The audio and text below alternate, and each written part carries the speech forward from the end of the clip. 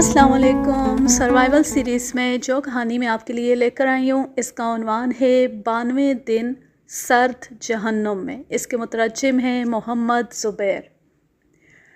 ये जनवरी सन 1951 का ज़िक्र है। 91 फाइटर ग्रुप के 4 अमरीकी F-86 सुपर जेट दरियाए यालर की तरफ महवे परवाज़ थे। तैयारों के इस ग्रुप की कमान एक हवाबाज कैप्टन लॉरेंस फाउलर कर रहा था। कई जंगों में उसने तजर्बा हासिल किया था। इस वक्त उसके ज़िम्मे दरियाए यालो के शुमाली किनारे पर मौजूद चीनी फ़ौजों की नकलो हरकत का जायज़ा लेना था। अभी ये तैयारे हदफ से दूर थे कि 10 चीनी मिग तैयारों ने इन्हें अचानक आ लिया। 2 मिग कैप्टन फाउलर की तरफ लपके। कैप्टन ने उनकी ज़द से बचने की भरपूर कोशिश की, लेकिन मिग तैयारों की MM-37 तोपों के 2 गोले उसके तैयारी की दुम और पेड़ से टकराए और दूसरे ही लम्हे उसका तैयारा तवाज़ुन खोकर जनूब मग़रिब की सिमत गिरने लगा। उसने तैयारे का रुख महफूज इलाके की तरफ मोड़ने की हत्ता अल मकदूर कोशिश की, मगर कंट्रोल जाम हो चुका था। वायरलेस बेकार होने की वजह से करीबी जजीरे पर मौजूद अमेरिकन एयरफोर्स से रब्ता पैदा करने की कोशिश भी कामयाब ना हुई। उसके साथ मिशन पर आने वाले तैयारों का भी दूर दूर तक पता ना था। तैयारा बतदरीज सतह ज़मीन से करीब हो रहा था। आग से फाउलर की दाहिनी रान और हाथ बुरी तरह झुलस गए थे। उसने जल्दी से बटन दबाया और सीट से कूद गया। इस मौके पर घबराहट और जल्दबाजी में उसने सीट को अलग किए बगैर ही पैराशूट खोल दिया। ये एक संगीन गलती थी जो तैयारे के साथ उसका भी काम तमाम कर सकती थी। जब वो नीचे गिरा तो पैराशूट दरख्त की एक नोकदार शाख में उलझ गया और वो रस्सियों के जाल में लटकने लगा। उसने फ़ौरन पैराशूट का बटन दबाया और नीचे बर्फ़ पर जा गिरा। उसके दाहिने हाथ की खाल और गोश्त के चीथड़े उड़ गए और उंगलियों की हड्डियां जगह जगह से बरहना हो गई। कैप्टन फाउलर अब तक कामयाबियां हासिल करता आया था। दूसरी जंग अजीम में उसने 12 जर्मन हवाई जहाज़ मार गिराए थे। कोरिया की जंग में भी उसने कई मिग तैयारों को तबाह किया, लेकिन वो मौजूदा नागहानी सूरत हाल का सामना करने के लिए तैयार नहीं था। चंद मिनट तक उसके हवास बिल्कुल मुअत्तिल रहे। उसने कोशिश की कि मायूसी के तकलीफ़ दे एहसास से छुटकारा हासिल कर ले, लेकिन उसे अपनी ही सिसकियों की आवाज़ पर बेहद हैरत हुई। वो दुश्मन के इलाके में 100 मील अंदर था। बदन चीर देने वाली तेज़ सर्द हवा चल रही थी और कपड़े की कई तहों के बावजूद सर्दी से ठिठुर रहा था। वो एक बुलंद टीले पर था और बदकिस्मत तैयारा उसे नीचे घाटी में पड़ा हुआ नज़र आ रहा था। आसपास के दरख्त बर्फ़ में लिपटे हुए थे। चारों तरफ पहाड़ों का वसी सिलसिला फैला हुआ था, जिनकी चोटियाँ धुंध की वजह से स्याही माइल नज़र आ रही थी। कैप्टन फाउलर ने पैराशूट उतारने के लिए दरख्त पर चढ़ना चाहा ताकि उसे कहीं छुपा दे, लेकिन जल्द ही थक कर हाँफने लगा। उसकी टांगें कपकपा रही थीं और दाहिने हाथ में दर्द की ईंठन नाकाबिले बर्दाश्त थी। सर्दी से भी कहीं ज़्यादा तन्हाई का एहसास उसके लिए सुहाने रूह बना हुआ था। अचानक उसे एहसास हुआ कि दरख्त में फंसा हुआ जर्दी माइल सफ़ेद पैराशूट चीनी फ़ौजियों की नज़र में आ सकता है। ख़तरे के एहसास और ज़िंदा रहने की आरज़ू ने उसकी बेजान टांगों में तवानाई की नई लहर दौड़ा दी। वो बदिक्कत तमाम दरख्त पर चढ़ा और पैराशूट उतार कर बर्फ़ में दबा दिया। फाउलर का ख्याल था कि चंद घंटे या 1-2 रोज़ तक मदद पहुंच जाएगी और उसे मुसीबत से निजात मिल जाएगी। उसे क्या मालूम था कि इस सर्द जहन्नुम से निकलने के लिए उसे तवील अरसे तक कड़ी आजमाइशों में से गुज़रना पड़ेगा। उसके हवास सोचने से आरी थे और दर्जा हरारत नुक्ता अंजुमात से 20 दर्जे नीचे होने के सबब उसके पाँव और टांगें भी सुन्न होती जा रही थी। उसे शिद्दत से भारी फौजी बूटों की ज़रूरत महसूस हुई। لیکن وہ تو جہاز ہی میں رہ گئے تھے۔ وہ کسی نہ کسی طرح برف پر گھسٹتا ہوا گھاٹی کے دہانے پر جا پہنچا تاکہ بھاری بوٹ جہاز سے نکال لے۔ اس نے دیکھا کہ جہاز آگ سے محفوظ ہے۔ وہ مطمئن ہو کر تیزی سے جہاز کی طرف بڑھنے لگا۔ اچانک ایک پتھر پر سے اس کا پاؤں رپٹا اور وہ دھڑام سے نیچے جا گرا۔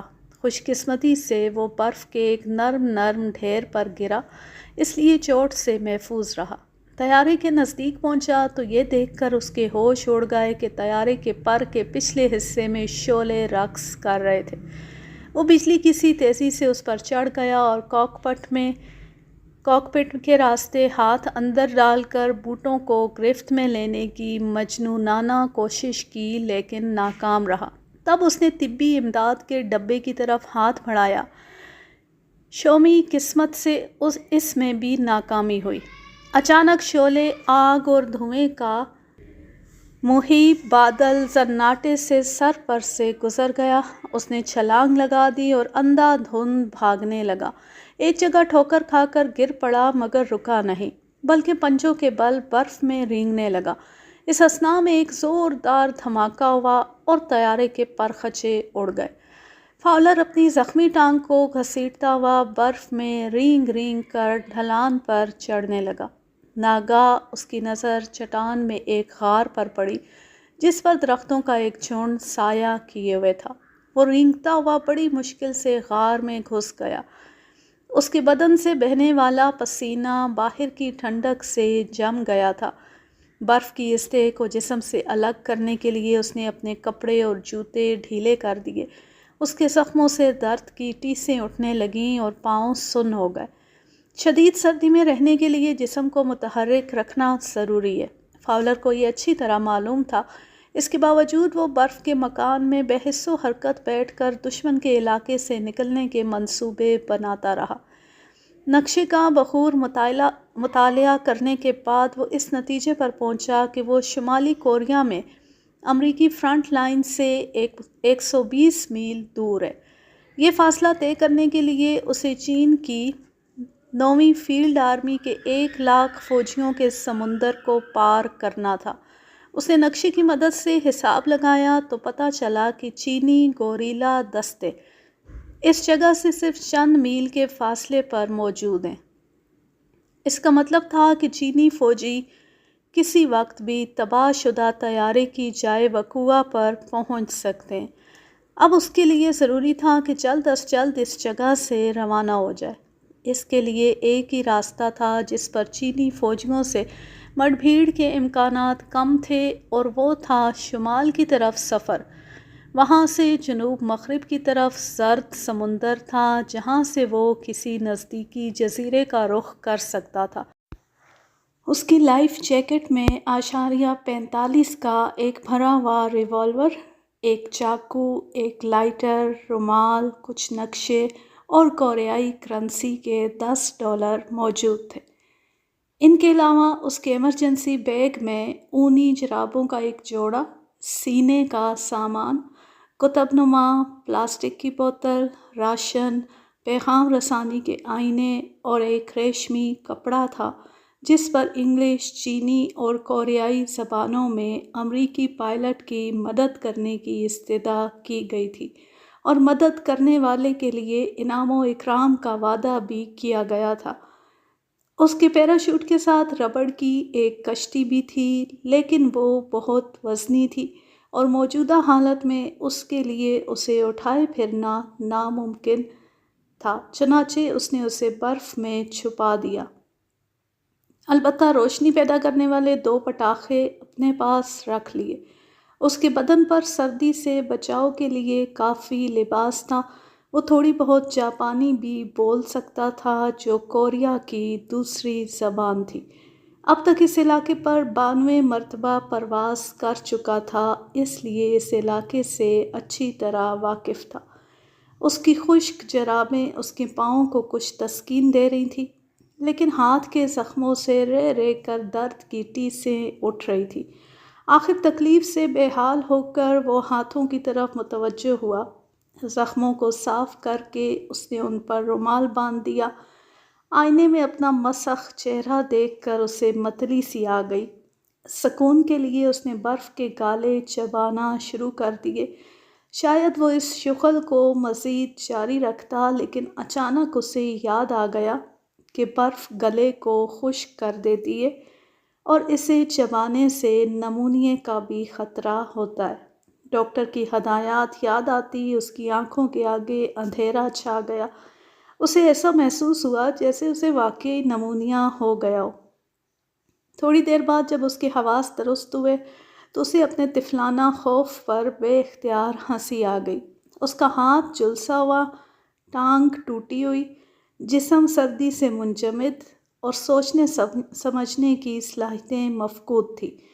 اب تک وہ جتنی صعوبتیں برداشت کر چکا تھا اس کی زندگی کا چراغ گل کرنے کے لیے کافی تھیں۔ اس کے باوجود وہ زندہ سلامت موجود تھا۔ پھر ڈر کس بات کا؟ سپہر کے قریب وہ غار میں بیٹھا اونگ رہا تھا کہ فوجی بوٹوں کی چاپ سن کر چونک پڑا۔ اس نے باہر نظر ڈالی تو گھاٹی میں چینی فوجیوں کو کھڑے ہوئے پایا۔ وہ فلیش لائٹوں کی مدد سے اس جگہ کا معائنہ کر رہے تھے جہاں طیارہ گر کر تباہ ہوا تھا۔ تھوڑی دیر بعد وہ ادھر ادھر بکھر گئے، شاید پائلٹ کی تلاش میں تھے۔ خوف سے فاؤلر کا خون اس کی رگوں میں منجمد ہو گیا۔ وہ غار میں دبکا ہوا خاموش منتظر رہا۔ تھوڑی دیر بعد فوجی مغرب کی سمت چلے گئے۔ جب وہ اس کی نظروں سے اوجھل ہو گئے تو جان میں جان آئی۔ اس نے قطب نما پر نظر ڈالی اور غار سے نکل کر شمال کی طرف چل پڑا۔ اس وقت ہلکی ہلکی برف باری ہو رہی تھی۔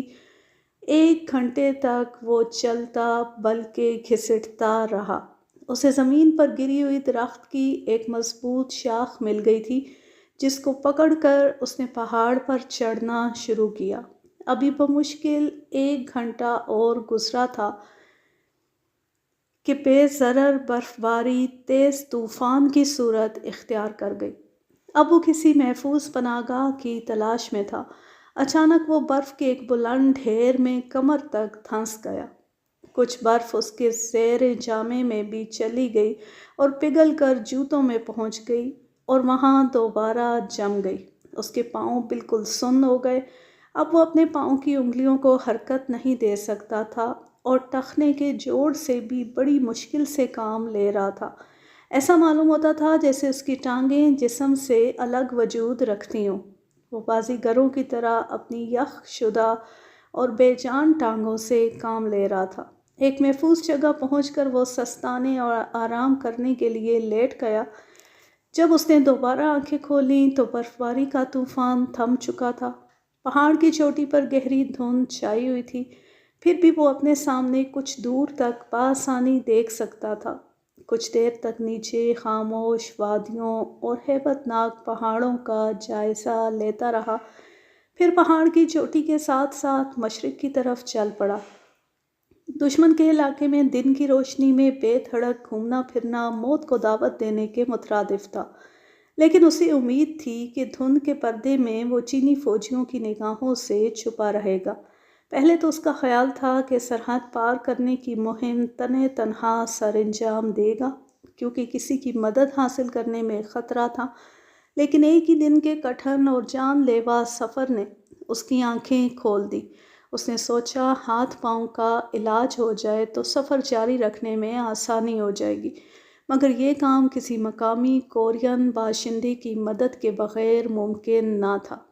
طبی امداد کا سامان تو جہاز کے ساتھ ہی ضائع ہو گیا تھا۔ اب اسے بھوک کا احساس ہوا۔ اس نے چاکلیٹ کے ایک ڈبے سے پیٹ کی آگ بجھائی اور پھر پہاڑ سے اترنا شروع کر دیا۔ اس کام میں سارا دن صرف ہو گیا۔ اب وہ ایک وادی میں تھا لیکن دور دور تک مکانوں کا نام و نشان نہ تھا۔ چلتے چلتے وہ ایک جگہ پھسل کر برف کی ایک دراڑ میں جا گرا۔ 1 گھنٹے کی پہم جدوجہد کے بعد وہ موت کے اس سرد کنویں سے نکلنے میں کامیاب ہوا۔ وہ اپنے آپ کو سردی، درد اور بھوک سے مانوس کرنے کی کوشش کر رہا تھا۔ اسے احساس تھا کہ یہ چیزیں اب ایک لمبے عرصے تک اس کے ہم رکاب رہیں گی۔ صرف پکڑے جانے کا خوف اس کے لیے سوہانے روح بنا ہوا تھا۔ وہ پھونک پھونک کر قدم اٹھاتا رہا، کہیں چھپ جاتا اور پھر سفر شروع کر دیتا۔ چلتے چلتے رات سر پر آ گئی۔ وہ ساری رات مدہوشی کی کیفیت میں ٹھوکریں کھاتا ہوا چلتا رہا۔ اسے یہ بھی معلوم نہ تھا کہ وہ کیوں اور کدھر جا رہا ہے۔ جب مشرق کی طرف افق پر صبح صادق کے آثار نمودار ہوئے تو اسے یوں محسوس ہوا جیسے وہ لمبے عرصے کی گہری نیند سے اچانک بیدار ہوا ہے۔ اس کی خوش قسمتی تھی کہ اس سارے سفر کے دوران اس کی کسی چینی فوجی سے مڈ بھیڑ نہ ہوئی، لیکن اب اسے خطرہ تھا کہ دن کی روشنی میں کھلے میدان میں چینی فوجی اسے بآسانی دیکھ لیں گے۔ وہ جلد از جلد کسی محفوظ جگہ پہنچ جانا چاہتا تھا۔ اس نے رفتار کچھ تیز کر دی، لیکن 1 گھنٹہ چلنے کے بعد اسے اچانک رک جانا پڑا۔ سامنے ایک گاؤں تھا۔ وہ سخت کشمکش میں پڑ گیا کہ گاؤں میں جائے یا نہ جائے۔ کسی کورین سے مدد کی امید اسے گاؤں کی طرف کھینچ رہی تھی، جبکہ پکڑے جانے کا خوف اسے آگے بڑھنے سے روک رہا تھا۔ آخر خوف پر امید غالب آئی اور وہ گاؤں کی سمت چل پڑا۔ گاؤں میں زندگی کے کوئی آثار نہ تھے، گلیاں سنسان پڑی تھیں۔ اچانک ایک مکان سے رائفل بردار کورین برآمد ہوا۔ جو ہی اس کی نظر فاؤلر پر پڑی، اس نے فائر کھول دیا۔ 2 گولیاں سنسناتی ہوئی فاؤلر کے سر پر سے گزر گئیں۔ وہ اپنی حماقت پر خود کو لعنت ملامت کرنے لگا، لیکن اس کی حیرت اور تعجب کی انتہا نہ رہی جب کورین غیر متوقع طور پر واپس مکان میں چلا گیا۔ اب اس نے گاؤں سے دور چلے جانے میں ہی عافیت جانی۔ اسے خدشہ تھا کہ کورین، جو غالباً دیہی پولیس سے تعلق رکھتا تھا، چینی فوجیوں کو کسی اجنبی کی موجودگی سے باخبر کر دے گا۔ اس صورت میں اس کا بچ نکلنا محال تھا۔ وہ فوراً برف سے ڈھکی ہوئی ایک سڑک پر روانہ ہو گیا جو پہاڑوں اور چٹانوں سے بل کھاتی ہوئی جا رہی تھی۔ دوپہر کے وقت وہ دوبارہ اس راستے پر آ نکلا جس پر چلتا ہوا وہ گاؤں میں داخل ہوا تھا۔ اب وہ دھان کے ایک کھیت میں گھس گیا۔ دور سے اسے ایک سبز دھبہ نظر آیا۔ جب اس کے نزدیک پہنچا تو یہ دیکھ کر اس کے اوسان خطا ہو گئے کہ یہ سبز دھبہ دراصل وردیوں میں ملبوس 6 چینی فوجی تھے۔ اب فاؤلر کے لیے نہ جائے ماندن نہ پائے رفتن والا معاملہ تھا۔ جس کھیت میں وہ کھڑا تھا اس میں ایک بہت بڑے گڑھے پر گھاس پھوس کی چھت پڑی ہوئی تھی۔ اس نے گڑھے میں چھپنے کے ارادے سے چھت کو ذرا سا اوپر اٹھایا، لیکن وہ تو برف کی طرح منجمد اور سخت تھی۔ وہ ڈر گیا کہ کہیں چینی فوجی اس کی حرکت دیکھ کر اس کی طرف متوجہ نہ ہو جائے، چنانچہ وہ ایک ڈھلان پگڈنڈی پر چل کھڑا ہوا۔ اس وقت اس کا حلیہ بڑا مضحکہ خیز تھا۔ کپڑے گندے اور جگہ جگہ سے پھٹے ہوئے تھے۔ صفائی نہ کرنے اور زخموں کی وجہ سے چہرہ بھی غلیظ اور مکروہ نظر آتا تھا۔ وہ سر پر ایک رومال اوڑھے ہوئے تھا۔ دور سے دیکھنے والے کو اس پر کسی بوڑھے کورین کسان کا گمان ہوتا تھا۔ شاید یہی وجہ تھی کہ چینی فوجیوں نے اس پر کوئی توجہ نہ دی۔ تھوڑی دور جا کر پگڈنڈی مڑ گئی اور وہ سپاہیوں کی نظروں سے محفوظ ہو گیا۔ کئی گھنٹے چلنے کے بعد اس نے پگڈنڈی سے چند گز کے فاصلے پر ڈھلان پر ایک مکان دیکھا۔ دل میں دعائیں مانگتا اور دبے پاؤں چلتا ہوا وہ مکان کی طرف بڑھا۔ مکان کی کوئی کھڑکی نہیں تھی۔ اس نے گھٹنوں کے بل جھک کر دیوار کے ساتھ کان لگا دیے۔ اسے کچھ آوازیں سنائی دیں، لیکن پتہ نہ چل سکا کہ اندر کتنے افراد ہیں، کہیں چینی فوجی ہی نہ ہو۔ وہ فکر مند ہو گیا۔ کچھ ہمت سے کام لے کر اس نے دروازے پر دستک دی۔ حفظ ما تقدم کے طور پر اس نے جیب میں ہاتھ ڈال کر ریوالور کے دستے کو مضبوطی سے گرفت میں لے لیا۔ دروازہ ایک جھٹکے سے کھلا اور ایک سفید ریش بوڑھا کورین اندر سے برآمد ہوا۔ فاؤلر نے برق رفتاری سے اسے واپس اندر دھکیل دیا اور خود بھی مکان میں گھس گیا۔ دروازے کو اندر سے بند کرنے کے بعد اس نے مکان کی تلاشی لینا شروع کر دی۔ ہر طرف سے مطمئن ہونے کے بعد اس نے ریوالور کو ایک طرف رکھ دیا اور دوستانہ انداز میں اپنے ہاتھ لہرانے لگا۔ کورین کی بیوی اور لڑکا ڈر کر مکان کے ایک کونے میں دبک گئے تھے۔ فاؤلر نے اپنے ایمرجنسی بیگ سے ریشمی کپڑا نکالا اور کورین زبان میں لکھا ہوا جملہ بوڑھے کے سامنے کر دیا: میں امریکی پائلٹ ہوں، مہربانی کر کے میری مدد کیجیے، میں آپ کی مدد کروں گا۔ یہ فقرہ پڑھتی بوڑھا کورین خوش ہو گیا، فوراً باہمت امریکی پائلٹ کی خدمت اور تیمارداری میں مصروف ہو گیا۔ اس کی بیوی استری گرم کر کے لے آئی اور جوتوں پر جمی ہوئی برف پر اسے رگڑ کر تسمے کھولے گئے اور فاؤلر کو اس سرد بندھن سے رہائی ملی جس نے اس کے پاؤں سن کر رکھے تھے۔ جرابوں کو بھی اسی طرح گرم کر کے اتارا گیا اور اس کی پاؤں کی انگلیوں کے درمیان برف کی کلمیں بن گئی تھیں۔ پاؤں برف کی طرح سرد اور ٹھوس تھے۔ کورین اور اس کی بیوی حیران تھے کہ وہ کس طرح بے جان پاؤں کے ساتھ اتنا لمبا سفر کر کے یہاں تک پہنچا ہے۔ عورت نے اس کے پاؤں پر تیل لگا کر روئی باندھ دی۔ یہی عمل اس نے اس کے ہاتھ کے ساتھ دہرایا۔ تیمارداری ختم ہوئی تو میزبانی کا مرحلہ آیا۔ کھانے میں سبزی، چاول، چائے اور کچے انڈے تھے۔ فاؤلر نے خوب سیر ہو کر کھایا اور پھر آرام کرنے کے لیے بستر پر دراز ہو گیا۔ 18 گھنٹے وہ جی بھر کر نیند کے مزے اڑاتا رہا۔ کورین گھرانے نے 38 دن تک فاؤلر کو مختلف غاروں میں چھپائے رکھا۔ غار چھوٹے تھے اور زیادہ گہرے بھی نہ تھے۔ ایسی تنگ جگہوں پر رہتے ہوئے فاؤلر کو کھانے پینے اور جگہ کو صاف رکھنے میں بڑی دقت کا سامنا کرنا پڑتا۔ اسے مٹی کے تیل کا ایک چراغ مہیا کر دیا گیا، لیکن مطالعے کے لیے کوئی چیز نہ تھی۔ چنانچہ اس کے شب و روز غور و فکر کرنے، گانے، منصوبے بنانے یا خواب ہائے بیداری میں گزر رہے تھے۔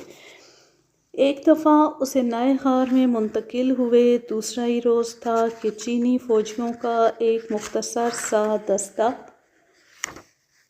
قریب ہی آب راجمان ہوا۔ مسلسل 6 دن تک وہ غار کے نزدیک کھلے آسمان تلے پڑاؤ ڈالے رہے۔ فاؤلر کے لیے یہ دن سخت پریشانی اور کرب میں گزرے۔ اس دوران میں کورین اس کی خبر لینے نہ آیا۔ راشن کی سپلائی بند ہو گئی۔ اسے کھانے پینے کے معاملے میں بڑی کفایت سے کام لینا پڑا۔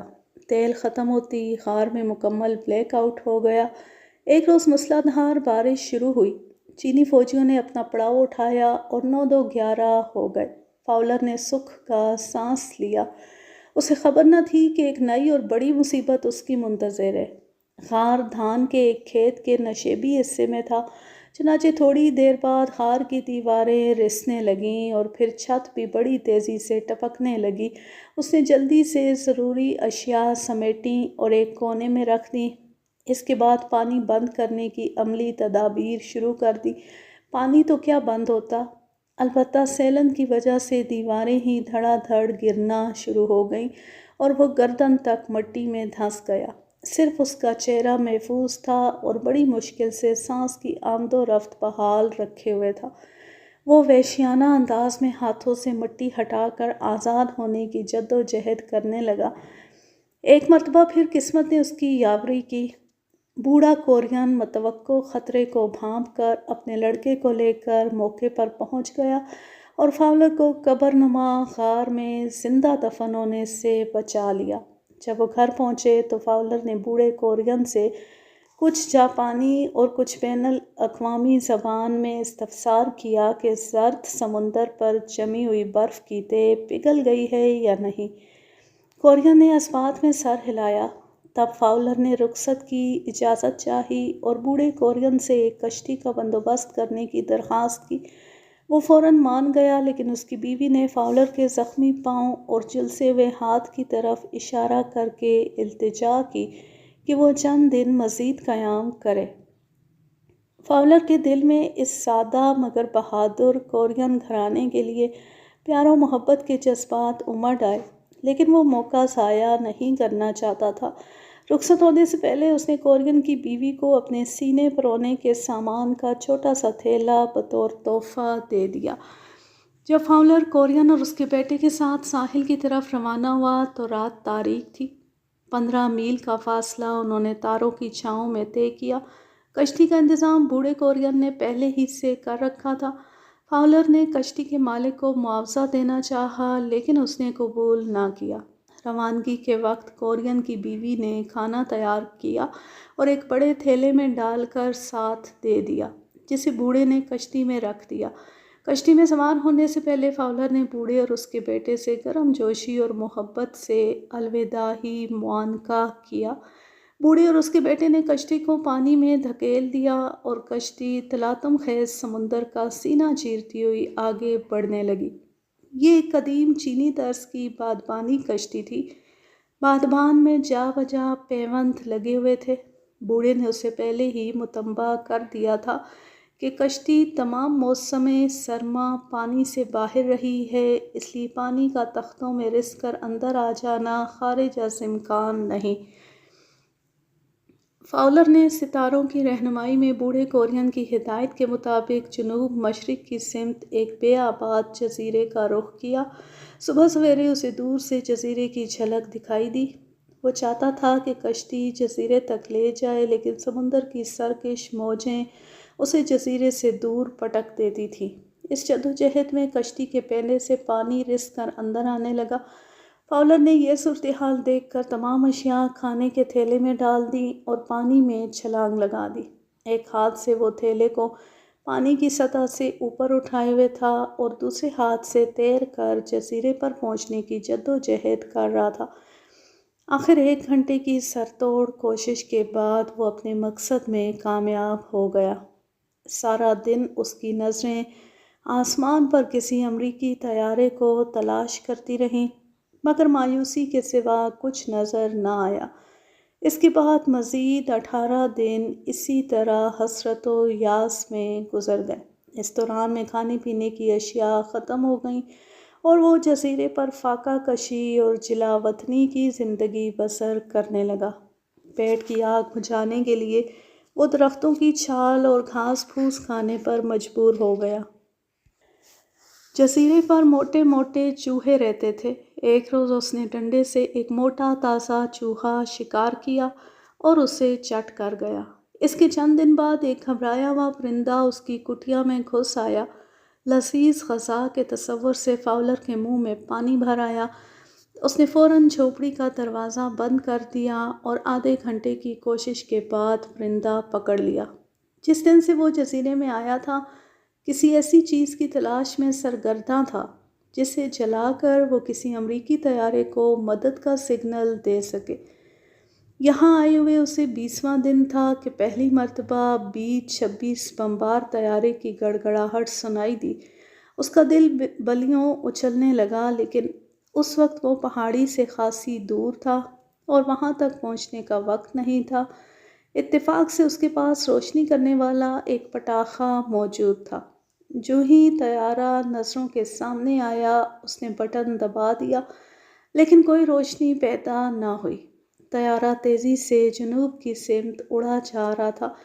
جھنجھلاہٹ اور غصے میں اس نے پٹاخے کو زور سے پٹخ دیا۔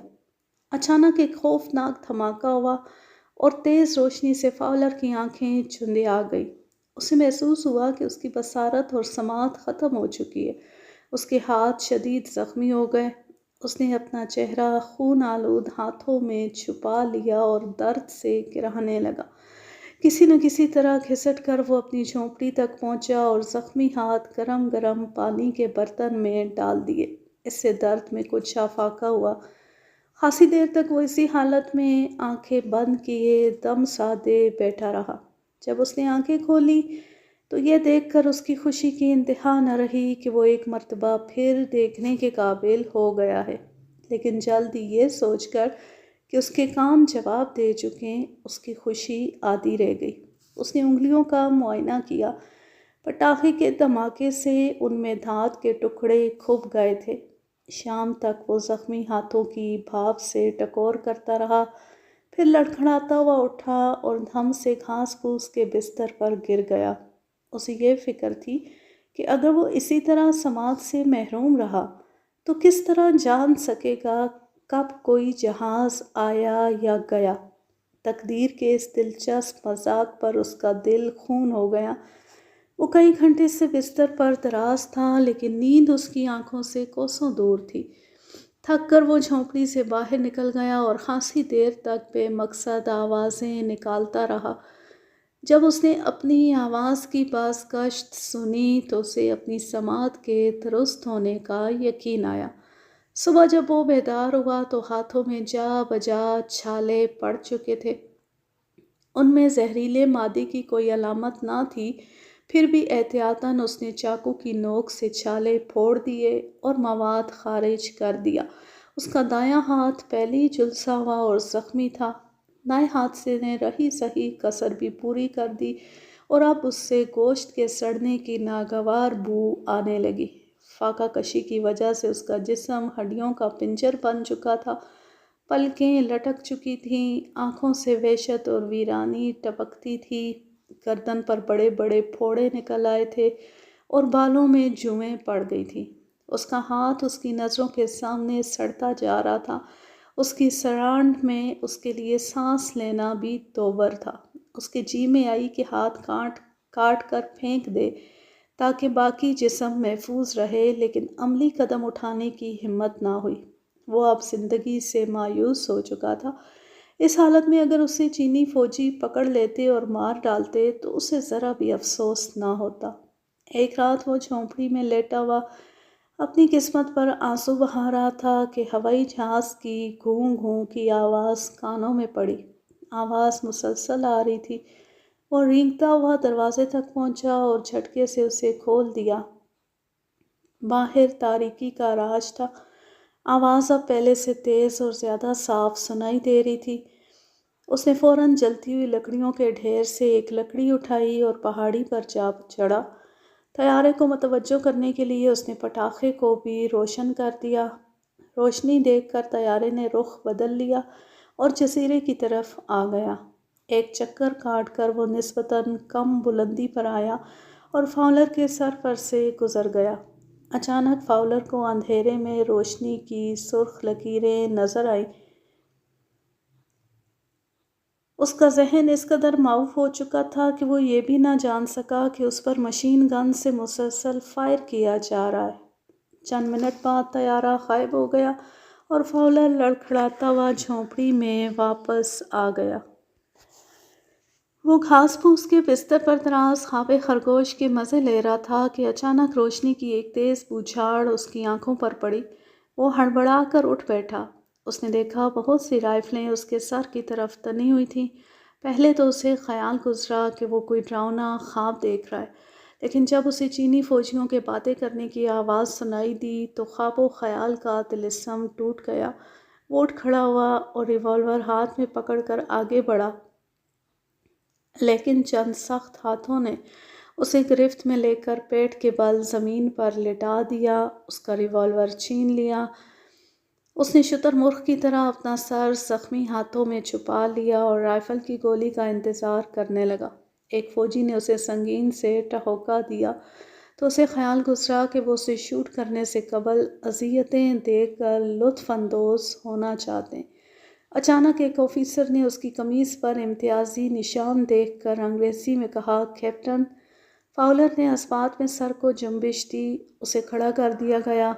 اب اس نے غور سے دیکھا تو اس کے سامنے ایک آفیسر اور 10 چینی فوجی کھڑے تھے، جو غالباً چینی پائلٹ کی فائرنگ سے اس طرف آ گئے تھے۔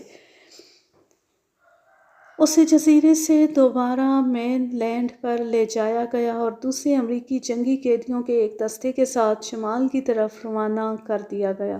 اس کے سوا باقی تمام قیدی پیادہ فوجی تھے۔ ابتدا میں فاؤلر سے اچھا برتاؤ رہا۔ ایک ہسپتال میں اس کے ہاتھ پاؤں کا علاج کیا گیا، زخموں پر مرہم لگا کر صاف پٹیاں باندھ دی گئیں۔ اس کے باوجود اس کے پاؤں جواب دے گئے۔ اسے ایک چھوٹے سے چھکڑے میں بٹھا دیا گیا جسے 2 سپاہی کھینچتے تھے۔ یہ سپاہی بڑے چڑچڑے اور بدمزاج تھے۔ روزانہ رات کے وقت فاؤلر کو پیٹتے۔ کہتے ہیں مشکلیں اتنی پڑی مجھ پر کہ آساں ہو گئیں۔ پے در پے مصائب کی بارش نے فاؤلر کے دل سے موت کا خوف یکسر نکال دیا۔ اس کا طیارہ تباہ ہوا، ہاتھ پاؤں جھلس گئے، سردی نے نیم مردہ اور بیماری نے لاچار کر کیا۔ غار میں زندہ دفن ہوتے ہوتے بچا، زخموں سے چور ہوا، لیکن زندگی موت کی ناکامی پر مسکراتی رہی۔ اب وہ اپنے آپ کو کوئی مافوق الفطرت ہستی سمجھنے لگا تھا۔ اسے یقین تھا کہ وہ زندہ رہے گا اور واپس امریکی فوجیوں سے جا ملے گا، جب وہ دوبارہ چلنے پھرنے کے قابل ہو گیا تو اسے دوسرے امریکی قیدیوں سے الگ کر کے چینی سپاہیوں کے ایک بڑے دستے کی حفاظت اور نگرانی میں نامعلوم منزل کی طرف روانہ کر دیا گیا۔ دشمن کے سپاہی اس کی داڑھی نوچتے، سنگین سے ٹہوکے دیتے اور زور زور سے چلاتے، مار دو، مار دو، لیکن فاؤلر نے ان کی چیخ و پکار پر کوئی توجہ نہ دی۔ کئی بار وہ اس کے سر سے اوپر ہوا میں فائر کر دیتے لیکن فاؤلر پر کچھ اثر نہ ہوتا۔ ایک روز دوپہر کے وقت امریکی F-86 طیاروں نے چینی دستے پر مشین گنوں سے فائرنگ شروع کر دی۔ فاؤلر نے طیاروں کو اپنی طرف متوجہ کرنے کے لیے فضا میں ہاتھ لہرانا شروع کر دیے۔ چینی سپاہیوں نے اسے ناپسند کیا اور اسے جھاڑیوں میں دھکیل کر مشقیں کس دی، لیکن طیاروں کے واپس جاتی چینی سپاہیوں نے فاؤلر کو ڈرانا دھمکانا شروع کر دیا۔ ایک سپاہی نے، جو زیادہ ہی برہم تھا، اپنی رائفل لوڈ کر کے اس کے سر کا نشانہ لیا۔ فاؤلر نے اپنی جگہ سے چھلانگ لگا دی اور بھاگ کھڑا ہوا۔ یہ دلچسپ منظر دیکھ کر باقی سپاہی کہکے لگانے لگے۔ فاؤلر نے اپنی توجہ سفر کی صعوبتوں سے ہٹانے کے لیے فرار کے منصوبے تیار کرنے پر مرکوز کر دی۔ اس نے فیصلہ کیا کہ اسے اس وقت تک انتظار کرنا چاہیے جب تک وہ کسی ہوائی اڈے کے قریب نہ پہنچ جائے، تب وہ دشمن کا کوئی MiG طیارہ چرا کر بھاگ جائے گا۔ جزیرے سے گرفتار ہونے کے کوئی 12 روز بعد اس کے ہاتھ میں پھر ناقابل برداشت درد ہونے لگا۔ چند دن کے بعد درد کی ٹیسیں اس کے بازو تک پہنچ گئیں۔ اس نے ہاتھ پر بندھی ہوئی پٹی کو نوچنا کھسوٹنا شروع کر دیا۔ پیپ خشک ہو جانے کی وجہ سے پٹی زخموں کے ساتھ چپک گئی تھی، پھر بھی وہ چند ایک جگہوں پر اسے کھولنے میں کامیاب ہو گیا۔ اسے تھوڑی سی جدوجہد کے بعد تمام پٹی پھاڑ کر پھینک دی۔ ہاتھ کا گوشت بری طرح گل سڑ چکا تھا اور اس میں کیڑے رینگ رہے تھے۔ ایسا معلوم ہوتا تھا جیسے چند ہی ثانیوں میں اس کا ہاتھ بازو سے جھڑ جائے گا۔ ایک تنکے کی مدد سے وہ جلدی جلدی کیڑوں کو چن چن کر باہر نکالنے لگا۔ اگلی صبح دشمن کے علاقے میں فاؤلر کا 79واں دن تھا۔ ایک مقام پر پہنچ کر فاؤلر نے اندازہ لگایا کہ وہ دریائے ٹاگنو کے قریب پہنچ چکے تھے۔ انہیں 2 مرتبہ دریا پار کرنا تھا کیونکہ نوکیلی چٹانوں سے بچنے کے لیے سڑک خم کھا جاتی تھی۔ اسے یاد آیا جب کبھی وہ کسی مشن پر آتا تھا تو دشمن کو پل پر شکار کرنا اس کا دل پسند مشغلہ تھا، کیونکہ پل پر دشمن کے لیے کوئی جائے پناہ نہیں تھی۔ اس نے سوچا اگر اس وقت حملہ کرنے کے لیے امریکی طیارے آ جائیں تو فرار کا بہترین موقع مل سکتا ہے۔ وہ آہستہ آہستہ پل کے نزدیک ہوتے جا رہے تھے، لیکن امریکی طیاروں کا دور دور تک پتہ نہ تھا۔ انہوں نے پہلا پل عبور کر لیا اور دوسرے پل کی طرف تیزی سے بڑھ رہے تھے کہ ایک معجزہ رونما ہوا۔ فضا میں امریکی F-86 طیاروں کی گڑگڑاہٹ سن کر فاؤلر کا دل سینے میں بلیوں اچھلنے لگا۔ اس موقع پر چینی آفیسر نے وہی کیا جس کی فاؤلر کو پہلے سے توقع تھی۔ اس نے بکھر کر تیز رفتاری سے پل پار کرنے کا حکم دیا۔ فاؤلر سب سے آگے تھا۔ اس نے ایک سرسری نظر ڈال کر پانی کی سطح، اس کی جگہ کی بلندی کا اندازہ کیا جہاں سے اسے دریا میں چھلانگ لگانی تھی۔ اس نے چند لمحے توقف کیا۔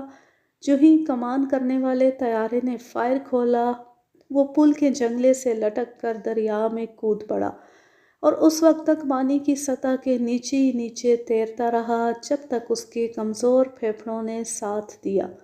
پھر وہ چند سیکنڈ کے لیے سانس لینے سطح پر آیا اور دوبارہ زیر آب چلا گیا۔ وہ اسی طرح زیر آب دریا کے بہاؤ پر تیرتا چلا گیا۔ تھوڑی دور جا کر دریا ایک طرف مڑ گیا اور وہ پانی سے باہر نکل آیا۔ ساری رات اس نے ایک غار میں چھپ کر گزاری اور اگلے دن دریا کے ساتھ ساتھ چھپتا چھپاتا جنوب کی طرف روانہ ہو گیا۔ 2 ہفتے میں اس نے 80 میل سفر کیا۔ کئی دفعہ اسے چینی فوج کے مورچوں اور چیکنگ پوسٹوں کے بالکل قریب سے گزرنا پڑا۔ دوران سفر پیٹ کا جہنم سرد کرنے کے لیے ادھر ادھر سے کھانے پینے کی اشیاء چراتا رہا۔ آخر کار وہ دریائے نان کے کنارے پہنچ گیا۔ اس کے کپڑے جگہ جگہ سے پھٹ کر چیتھڑے ہو چکے تھے۔ اس نے دیکھا دریا پر ایک کورین مچھیرا جال ڈالے مچھلیاں پکڑ رہا ہے۔ وہ فوراً دریا کے کنارے لمبی لمبی گھاس میں چھپ گیا اور پنجوں کے بل رینگتا ہوا اس جگہ پہنچ گیا جہاں ایک ٹوکرے میں مچھلیاں رکھی ہوئی تھیں۔ اس نے ابھی ایک ہی مچھلی اٹھائی تھی کہ مچھیرے کی نظر پڑ گئی۔ وہ چیتھڑوں میں ملبوس اجنبی کو کورین زبان میں لعنت ملامت کرنے لگا۔ فاؤلر ذرا نہ گھبرایا، اٹھ کر اس کے پاس چلا گیا اور اسے اپنی آپ بیتی سنائی۔ کورین رحم دل انسان نکلا۔ وہ فوراً اس کا دوست اور ہمدرد بن گیا اور عملی مدد کرنے کا وعدہ کر لیا۔ اس کے پاس کچھ کھانا موجود تھا جو اس نے فاؤلر کو دے دیا اور خود مچھلیاں لے کر گھر چلا گیا۔ شام کو وہ پھر کھانا اور ایک اہم خبر لے کر آیا۔ اس نے فاؤلر کو بتایا کہ امریکی فوج کے کچھ دستے یہاں سے 10 میل دور مغرب کی طرف دریا کے دوسرے کنارے پر موجود ہے۔ اس نے اپنی کشتی فاؤلر کے حوالے کر دی اور مشورہ دیا کہ چینی فوجیوں کی نظروں سے بچنے کے لیے رات کی تاریکی میں سفر کرے۔ لیکن فاؤلر کو خدشہ تھا کہ رات کی تاریکی میں امریکی سپاہی بھی اسے پہچان نہیں سکیں گے اور کیا عجب کہ وہ اسے شوٹ ہی کر دیں۔ چنانچہ یہ رات دونوں نے ایک جگہ چھپ کر بیٹھے بیٹھے گزار دی۔ جو ہی صبح کا ستارہ مشرق سے نمودار ہوا، فاؤلر نے اپنے محسن کو الوداع کہا اور کشتی میں بیٹھ کر روانہ ہو گیا۔ تقریباً نصف فاصلہ طے کرنے کے بعد اس نے کشتی کو دوسرے کنارے کی طرف موڑ دیا۔ وہ کشتی کو کنارے کے ساتھ ساتھ کم گہرے پانی میں کھینچتا رہا تاکہ کسی مصیبت میں پھنسنے کی صورت میں آسانی سے تیر کر کنارے پر پہنچ جائے۔ اس کی ویران آنکھیں ساحل پر مرکوز تھیں، لیکن گہری دھند ہونے کی وجہ سے ساحل صاف نظر نہیں آ رہا تھا۔ اچانک رائفل کے کھٹکے کی آواز اس کے کان میں پڑی۔ وہ فوراً پھیپھڑوں کے پورے زور سے چلایا، میں امریکی پائلٹ ہوں، گولی مت چلاؤ۔ امریکی دستے کا ایک لیفٹیننٹ جھاڑیوں سے برآمد ہوا اور فاؤلر کو ٹامی گن کی زد میں لے لیا۔ اس نے فوراً ہاتھ اوپر اٹھا دیے اور کشتی سے اتر کر پانی میں چلتا ہوا کنارے پر پہنچ گیا۔ لیفٹیننٹ اسے تیکھی نظروں سے دیکھ رہا تھا۔ اچانک وہ ہنستے ہوئے بولا، آہا، آپ ہیں صدر امریکہ۔ زندہ دل امریکی لیفٹیننٹ کے مزاحیہ جملے پر فاؤلر کے ضبط کے بندھن ٹوٹ گئے۔ وہ زمین پر بیٹھ کر سسکیاں لینے لگا۔ 92 دن کے طویل مہماتی سفر کے بعد امریکی پائلٹ ایک بار پھر اپنے ہم وطنوں میں موجود تھا۔ 2 کورین باشندوں نے اسے نزدیک کی جھاڑیوں میں چھپی ہوئی ایک جیپ میں سوار ہونے میں مدد دی۔ امریکی دستے کے آفیسر نے ہاتھ ہلا کر اسے الوداع کہا اور دوسری ہلا میں جیپ کچے اور کھردرے راستے پر دھول اڑاتی ہوئی دوڑنے لگی۔ دریا کے دوسرے کنارے سے چینی فوجیوں نے فائرنگ کی، لیکن جیپ ان کی زد سے محفوظ رہی۔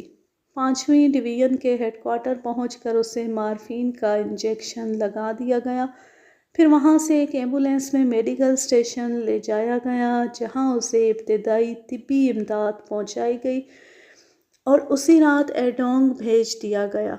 ایڈونگ سے ایک طبی گاڑی کے ذریعے اسے پیوسن بھیجا جہاں سے اسے طبی جہاز میں سوار کر کے امریکہ روانہ کر دیا گیا۔ امریکہ کے ایک ہسپتال میں اس کا علاج ہوا۔ اسے اپنے دائیں ہاتھ اور پاؤں کی 7 انگلیوں سے محروم ہونا پڑا، لیکن وہ خاص قسم کے جوتے پہن کر چل پھر سکتا ہے۔ اب وہ بوڑھا ہو چکا ہے اور ڈیلینڈ میں کریانے کی دکان چلاتا ہے۔ اسے دیکھ کر کوئی شخص یقین نہیں کر سکتا کہ یہ عام سا شخص دنیا کی مہماتی تاریخ میں ایک زرعی باب کا اضافہ کر چکا ہے۔ اس کہانی کا ماخذ ہے اردو ڈائجسٹ، نومبر سن 1973۔ اس کے مترجم ہیں محمد زبیر۔ اب میں لیتی ہوں آپ سے اجازت۔ جہاں رہیں خوش رہیں، شاد و آباد رہیں، ہنستے مسکراتے رہیں، اور اگر یہ کہانی یا میرا انداز پسند آئے تو اس چینل کو سبسکرائب ضرور کر لیں اور بیل آئیکن کو ضرور پریس کریں تاکہ آنے والی ہر نیو ویڈیو کی نوٹیفیکیشن آپ کو پر وقت ملتی رہے۔ ویڈیو کو لائک کیجئے، زیادہ سے زیادہ شیئر کیجئے اور اچھا سا کمنٹ کیجئے۔ اللہ حافظ، اللہ نگہبان۔